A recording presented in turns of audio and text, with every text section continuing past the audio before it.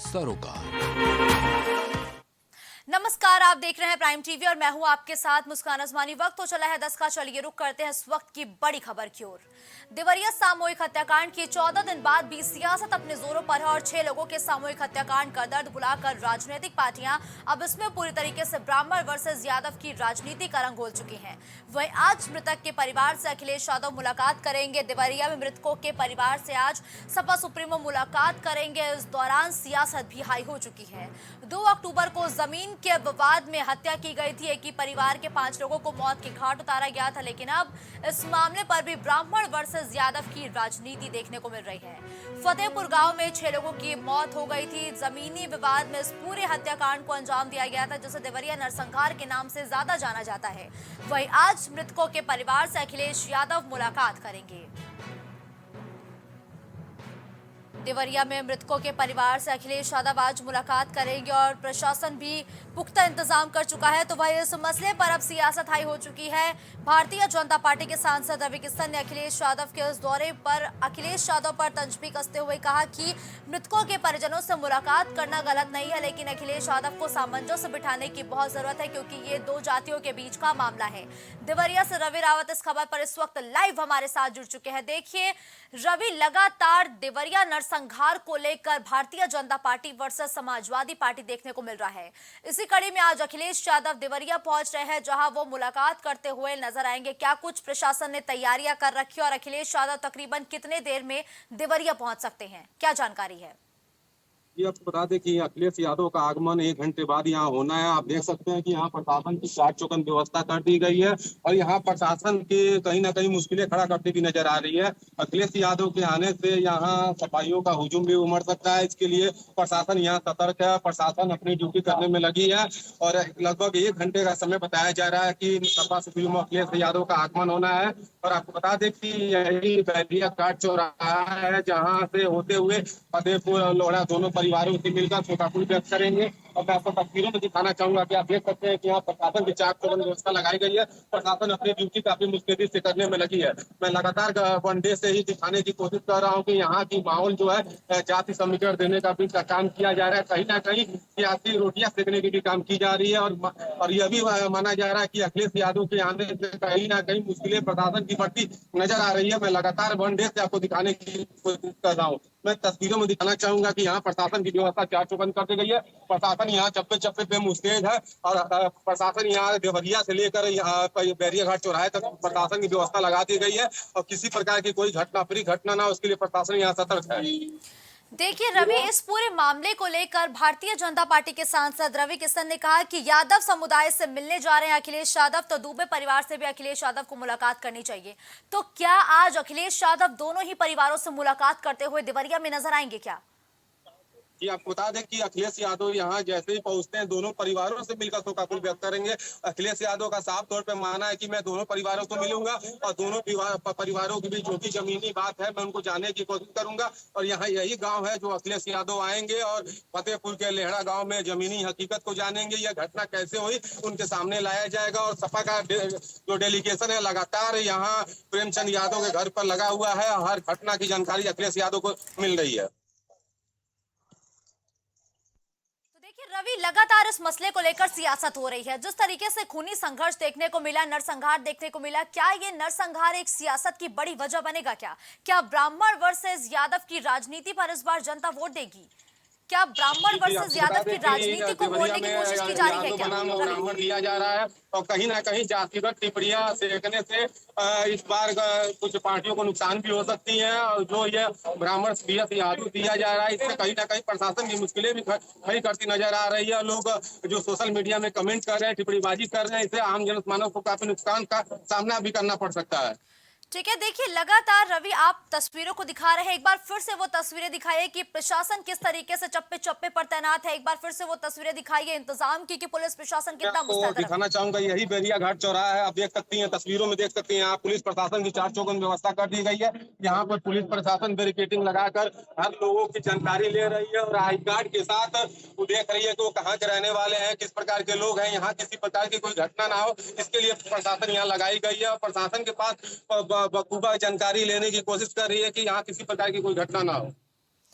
ठीक है, देखिए प्रशासन तो इंतजाम कर चुका है, लेकिन सपा कार्यकर्ताओं का अगर हुजूम उमड़ता है उसके लिए क्या तैयारी है? क्योंकि लाजमी है, सपा सुप्रीमो अखिलेश यादव जा रहे हैं, समर्थकों का इकट्ठा होना, प्रदर्शन करना जरूर देखने को मिलेगा।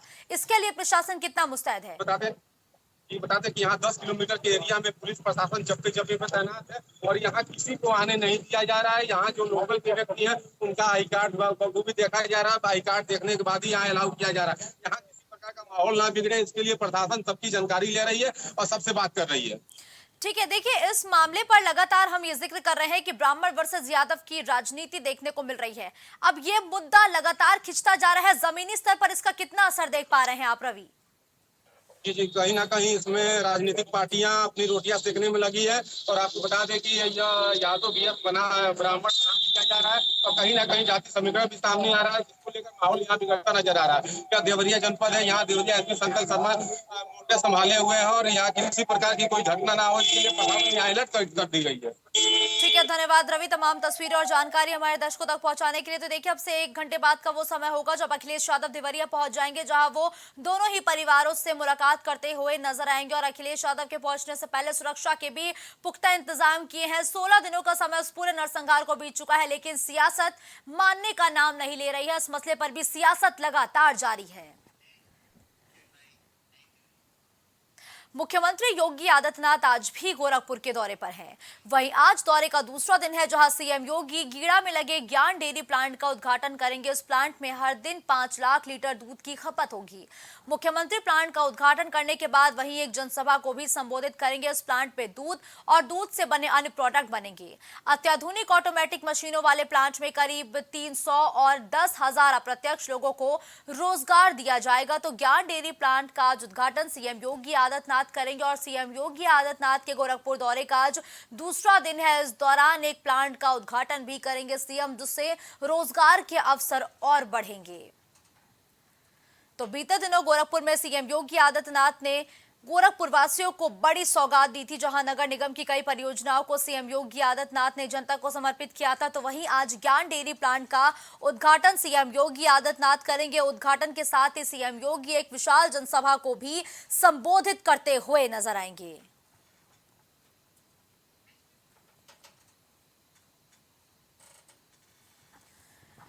तो देखिए डेयरी प्लांट से रोजगार के अवसर बढ़ेंगे, क्योंकि आज CM Yogi Adityanath dairy plant का उद्घाटन करेंगे और गोरखपुर वासियों को ये डेयरी प्लांट समर्पित करेंगे, जिससे तमाम युवाओं को रोजगार मिलेगा। ऐसी बात भारतीय जनता पार्टी द्वारा लगातार कही जा रही है। और मुख्यमंत्री योगी आदित्यनाथ के गोरखपुर दौरे का आज दूसरा दिन है और शादी या नवरात्र के दूसरे दिन भी सीएम योगी आदित्यनाथ अपने क्षेत्र गोरखपुर में मौजूद है, जहां वो आज डेयरी प्लांट से रोजगार के अवसरों को बढ़ाते हुए भी नजर आएंगे।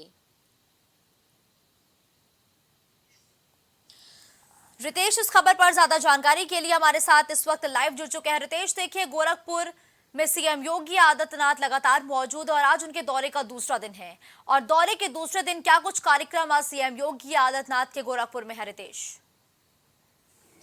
देखिए मुस्कान, मैं आपको बताऊं कि उत्तर प्रदेश के मुख्यमंत्री योगी आदित्यनाथ का दौरा 4 दिन का है गोरखपुर में।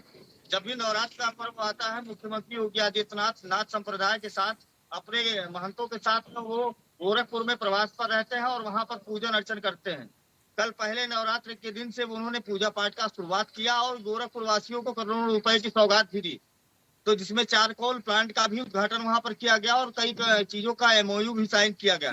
ऐसे में गोरखपुर वासियों के लिए एक तोहफा भरा नवरात्र का पहला दिन रहा। और अगर आज की बात की जाए तो गोरखपुर से सटे ही सहजनवा में एक ज्ञान डेयरी प्लांट का उद्घाटन भी मुख्यमंत्री योगी आदित्यनाथ के हाथों होना है, जहां पर हजारों कर्मचारियों को लाभ मिलने वाला है, यानी सैकड़ों हजारों कर्मचारी वहां पर नौकरी पा सकेंगे।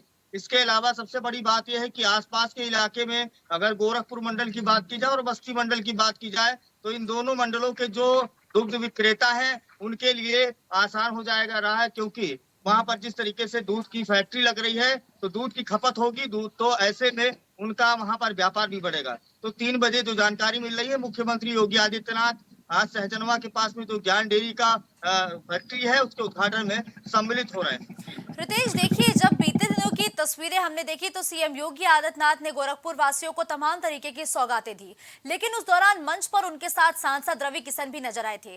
क्या आज भी उनके साथ सांसद रवि किशन मौजूद होंगे क्या? देखिए बिल्कुल जाहिर सी बात है, ये मुख्यमंत्री योगी आदित्यनाथ का जो गोरखपुर का दौरा होता है, ये प्रवास कार्यक्रम उनका, क्योंकि वो नाथ संप्रदाय के बीच में वहाँ के महंत हैं योगी आदित्यनाथ, तो वहां पर अक्सर वो रहते हैं। ऐसे में गोरखपुर के जो सांसद रवि किशन है, उनका कार्यक्रम अगर लगता है तो जरूर वो उनके साथ होते हैं, लेकिन हाल फिलहाल अभी उनका कोई कार्यक्रम इस तरह का दिखाई नहीं दे रहा है। तो मुख्यमंत्री खुद ही आज वहां पर पहुंचेंगे। तो ऐसे में सबसे बड़ी बात यह है कि मुख्यमंत्री योगी आदित्यनाथ केवल गोरखपुर को ही सौगात नहीं दे रहे, बल्कि उत्तर प्रदेश के कई जिलों में उन्होंने ऐसी योजनाएं लाई हैं, और दीपावली के पहले पहले उन्होंने सारी चीजों को आरंभ कराने के लिए अधिकारियों को निर्देशित भी किया है। तो रितेश, सबसे देखिए बड़ी बात यहाँ सांसद पर रवि किशन का एक रिपोर्ट कार्ड जो लगातार कहा जा रहा है तैयार होकर आलाकमान को भेज दिया गया है, लेकिन उनकी परफॉर्मेंस अभी भी डामाडोल बताई गई है। क्या ये बैलेंस करने की कोशिश कर रही है क्या भारतीय जनता पार्टी लगातार सौगातों के जरिए, फीतों को काटने के जरिए? बिल्कुल सही आपने कहा मुस्कान। सबसे बड़ी बात यह है कि उत्तर प्रदेश की जो 80 लोकसभा सीटें हैं, उन लोकसभा सीटों में जितने भी सांसद अभी तक रहे हैं, उन सांसदों का एक पूरा ब्यौरा तैयार किया गया है कि किस प्रकार से उन्होंने जनता के बीच में कार्य किया है, जनता के लिए क्या सेवा किया है, और क्या प्रधानमंत्री के द्वारा चलाए गए जो अभियान थे या जो योजनाएं थी, तो किस हद तक वो जनता तक पहुंचा पाए हैं, क्या लाभ मिला है। तो ये जनता और सांसद के बीच का जो प्रतिनिधित्व रहा और जो समय रहा, उसका एक पूरा खाका तैयार हुआ है, और जो केंद्रीय के जो राष्ट्रीय कार्यकारिणी है, उनके पास इसका ब्यौरा भेजा जा चुका है। तो अब की 2024 में बहुत सारे सांसदों का टिकट कटना भी तय माना जा रहा है, क्योंकि जिनका जनता के बीच में समन्वय ठीक नहीं है, जिनका समन्वय स्थापित नहीं हो चुका है, तो उनके लिए जरूर ये कांटो भरा रहा होगा। तो आने वाले समय में 80 लोकसभा सीट जीतने के लिए भारतीय जनता पार्टी पूरी तरीके से एक समीक्षा कर रही है, और समीक्षा के बाद वो हल निकाल पाएगी कि उस पद पर दावेदार कौन हो पाएगा। हालांकि अभी रवि किशन के लिए तमाम अटकलें हैं, उनके बारे में भी समीक्षा की जा रही है। बिल्कुल ठीक है, धन्यवाद रितेश इस खबर पर हमारे साथ जुड़ते हुए तमाम जानकारी हमारे दर्शकों तक पहुंचाने के लिए। तो देखिए, सीएम योगी आदित्यनाथ के गोरखपुर दौरे का आज दूसरा दिन है, जहां वो आज ज्ञान डेयरी प्लांट का उद्घाटन करेंगे। इससे रोजगार के जो मौके हैं वो बढ़ेंगे और युवाओं को ज्यादा से ज्यादा रोजगार देने का ये प्लान है। व्यापारी पंकज महिंद्रा अपहरण कांड के आरोपी माफिया बबलू को पेशी के लिए बरेली पुलिस की कस्टडी में कड़ी सुरक्षा के बीच प्रयागराज लाया गया है। वहीं आज प्रयागराज में उसकी पेशी कराई जाएगी। और बता दें कि साल 2015 में पंकज महिंद्रा का अपहरण हुआ था। सुबह करीब 11 बजे गैंगस्टर कोर्ट में डॉन को पेश किया जाएगा। तो अंडरवर्ल्ड डॉन बबलू को अब प्रयागराज लाया गया है, जहां आज उसकी पेशी की जाएगी। महिंद्रा अपहरण कांड ये पूरा मामला था, जिस पर आज तकरीबन 11 बजे का वो समय होगा जब गैंगस्टर कोर्ट में डॉन को पेश किया जाएगा। अंडरवर्ल्ड डॉन बबलू को प्रयागराज लाया गया है। कड़ी सुरक्षा के बीच अंडरवर्ल्ड डॉन बबलू को प्रयागराज लाया गया है, बरेली से प्रयागराज लाया गया है। तो देखिए, अंडरवर्ल्ड डॉन बबलू श्रीवास्तव की रात कौशांबी जेल में कटी है, यानी कि बीती रात जो डॉन की रात कटी है वो कौशांबी जेल में कटी है। उसे देर रात बरेली जेल से भारी पुलिस कर्मियों की सुरक्षा में लाया गया। जेल प्रशासन के मुताबिक प्रयागराज की अदालत में व्यापारी के अपहरण और फिरौती के मामले में सोमवार को पेशी के चलते उसे कौशांबी लाया गया था, और सोमवार यानी आज के दिन प्रयागराज कोर्ट में उसकी पेशी होनी है। इसके लिए उसे भारी सुरक्षा के साथ बरेली से प्रयागराज लाया गया है। इसमें पुलिस की 4 गाड़ियां हैं। इस टीम को डिप्टी एसपी रैंक का अधिकारी लीड कर रहा है। पवन प्रयागराज से इस खबर पर ज्यादा जानकारी के लिए हमारे साथ जुड़ चुके हैं। पवन, देखिए, डॉन बबलू श्रीवास्तव की आज कोर्ट में पेशी होनी है। अंडरवर्ल्ड का बड़ा डॉन बताया जाता है बबलू, लेकिन आज ये जो पेशी है ये किस मामले में होनी है? जी बिल्कुल मुस्कान, आज पूर्वांचल के कुख्यात माफिया डॉन बबलू श्रीवास्तव की सीजीएम कोर्ट में पेशी है। और ये पेशी सन 2015 में व्यापारी जो ज्वेलर्स है उनके अपहरण के मामले को लेकर ये पूरा मामला है। और जो बबलू श्रीवास्तव है, इसको बरेली जेल से बीती देर रात को कड़ी सुरक्षा के बीच प्रयागराज लाया गया। हालांकि तमाम तरह की अटकलें थी। ये कहा जा रहा था कि बबलू श्रीवास्तव को प्रयागराज के नैनी सेंट्रल जेल में रखा जाएगा, लेकिन जिस तरीके से खबरें सामने आई और हम खबरों की माने तो बबलू श्रीवास्तव को देर रात प्रयागराज के पड़ोसी जनपद कौशांबी में रखा गया है, जहां पर कड़ी सुरक्षा के बीच आज करीब 11 बजे बबलू श्रीवास्तव को सीजीएम कोर्ट में पेश किया जाएगा। और ये पूरा मामला सन 2015 का है, जब ज्वेलरी के व्यापारी हैं उनको यहाँ पर अपहरण किया गया और उनसे करीब 10 करोड़ रुपए की फिरौती मांगी गई थी। इस पूरे मामले को लेकर जो बबलू श्रीवास्तव डॉन है उसका ये आरोपी बनाया गया है। हालांकि अगर हम बीते कई वर्षों की बात करें तो करीब आज से 8 वर्ष पहले प्रयागराज में ही बबलू श्रीवास्तव तथा उसके दो साथियों से पुलिस की मुठभेड़ भी हुई थी और उस मुठभेड़ के दौरान बबलू श्रीवास्तव का एक साथी मारा भी गया था और उसने बबलू श्रीवास्तव मौके से भागने में सफल रहा था। हालांकि ये जिस तरीके से अभी तक ये तस्वीरें देखने को मिली है, निश्चित रूप से आज ये जो जिस तरीके से पेशी है अब ये देखना है कि इस पर किस तरीके से सुनवाई होगी या कोर्ट इस पर किस तरीके से फैसला देगा। निश्चित रूप से आज सबकी निगाहें सीजीएम कोर्ट की ओर टिकी हुई है और कुख्यात ठीक है पवन, देखिए बबलू सीजीएम कोर्ट की तरफ आज निगाहें टिकी हुई है कि इस मसले पर फैसला क्या आता है। लेकिन 4 दिन पहले बबलू ने एक पत्र लिखकर कहा था कि मुझे डर है कहीं मेरा हश्र भी अतीक और अशरफ जैसा ना हो। इसके मद्देनजर अब सुरक्षा के क्या इंतजाम किए हैं? कितनी गाड़ियां पेशी के दौरान बबलू को लेकर के आएंगी सीजीएम कोर्ट में और कौन इन गाड़ियों को लीड करेगा? बिल्कुल, देखिए तस्वीरों की अगर हम बात करें तो अभी बीते दिनों पहले कुछ ऐसी ही तस्वीरें प्रयागराज में देखने को मिली थी जब पूर्वांचल के माफिया डॉन अतीक अहमद को साबरमती जेल से प्रयागराज लाया जा रहा था। कुछ ऐसी ही तस्वीरें बीते कल देखने को मिली जब कुख्यात माफिया बबलू श्रीवास्तव को प्रिजन वैन में बैठाया गया। वहां जब मीडिया कर्मियों ने उनसे बातचीत करने की कोशिश की, पूछा कि बबलू आपको डर लग रहा है, आपने डर की आपको आशंका जताई है, कैसा डर लग रहा है? तो हालांकि बबलू ने उस पर कुछ भी अपनी प्रतिक्रिया नहीं दी। अगर हम पूरे तस्वीरों की बात करें तो 4 गाड़ियां बबलू श्रीवास्तव को बरेली जेल से प्रयागराज लाई है और डिप्टी एसपी रैंक का एक अधिकारी इस पूरे ऑपरेशन को लीड कर रहा है। मतलब कि जो डिप्टी एसपी रैंक का अधिकारी है वो इस पूरे कमांड कर रहा है, पूरे जो भी अभी तक कार्रवाई चल रही है जिस तरीके से लाया जा रहा है। तो साफ तौर पर ये तस्वीरें और ये प्रयागराज की तस्वीरें, अगर ये कहा जाए कि यही तस्वीरें प्रयागराज में लोगों ने पहले भी देखी थी और तमाम जो टीवी चैनल से तमाम समाचार पत्रों में ये तस्वीरें देखने को मिली थी। यानी कि पवन, सुरक्षा के पुख्ता इंतजाम है। जब कौशाम्बी से सीजीएम कोर्ट तक लाया जाएगा तो कड़ी सुरक्षा के बीच जो बबलू है उसे लाया जाएगा। कितने बजे तक पेशी हो सकती है? जिस तरीके से अभी तक खबरें सामने आई है, हालांकि ये कहा जा रहा था कि करीब 11 बजे बबलू श्रीवास्तव को सीजीएम कोर्ट में पेश किया जाएगा। अगर हम सुरक्षा की बात करें तो निश्चित रूप से बबलू श्रीवास्तव को लाने में तमाम तरह के जो सुरक्षा है वो बढ़ाई गई है। 4 गाड़ियां लगी है जिसमें प्रिजन वैन में बबलू श्रीवास्तव को बैठाकर लाया जाएगा। उसमें भी पुलिस कर्मी बैठे हुए हैं जो बॉडी वॉर्न कैमरे से लैस है। डिप्टी एसपी रैंक का एक अधिकारी इस पूरे काफिले के आगे आगे चलेंगे। तो निश्चित रूप से कड़ी सुरक्षा के बीच बबलू श्रीवास्तव को सीजीएम कोर्ट में पेश किया जाएगा और सबकी निगाहें सीजीएम कोर्ट के आज इस फैसले पर, आज इस कार्रवाई पर, आज इस सुनवाई पर टिकी हुई है। ठीक है, देखिए पवन, 2015 के अपहरण का ये मामला है जिस पर अब बबलू श्रीवास्तव की आज सीजीएम कोर्ट में पेशी होनी है। लेकिन और कौन कौन से आरोप बबलू श्रीवास्तव पर लगाए गए हैं और कितने मुकदमे दर्ज है बबलू श्रीवास्तव पर?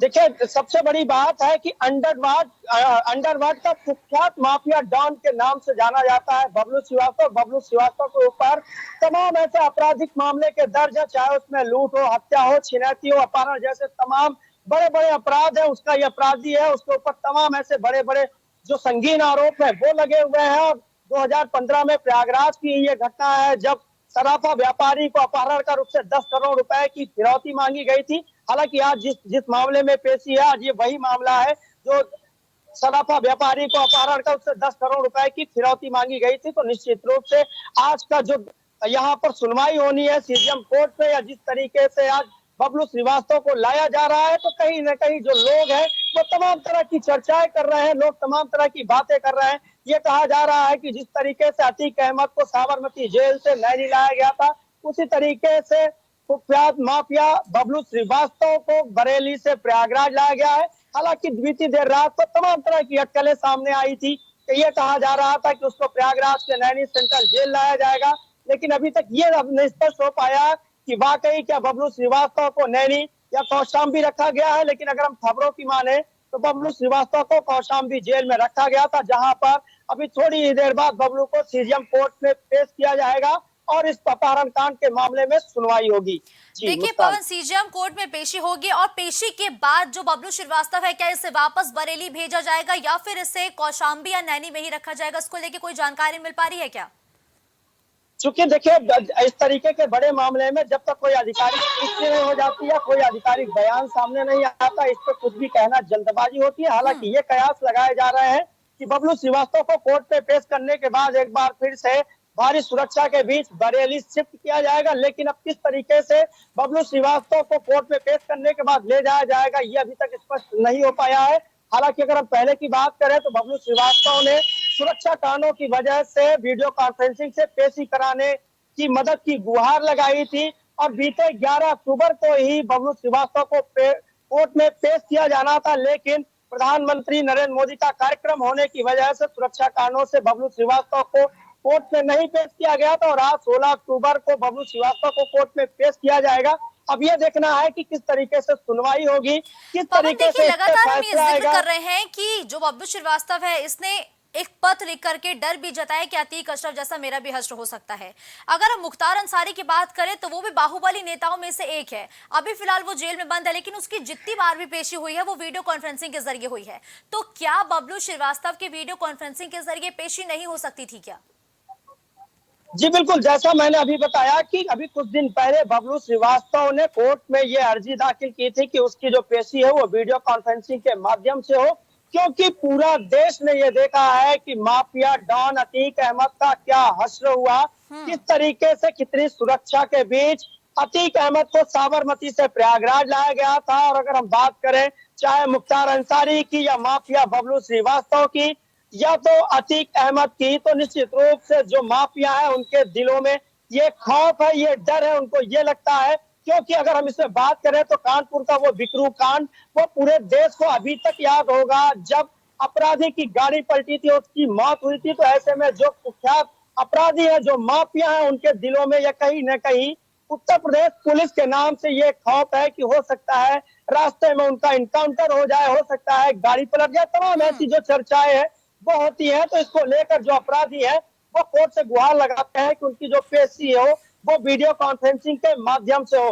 ठीक है, धन्यवाद पवन इस खबर पर हमारे साथ जुड़ते हुए तमाम जानकारियां हमारे दर्शकों तक पहुंचाने के लिए। तो देखिए, अंडरवर्ल्ड डॉन बबलू की आज सीजेएम कोर्ट में पेशी होनी है। 2015 का वो कांड था जिस पर बबलू श्रीवास्तव को आज कड़ी सुरक्षा और पुलिस के घेरे के बीच कोर्ट में पेश किया जाएगा।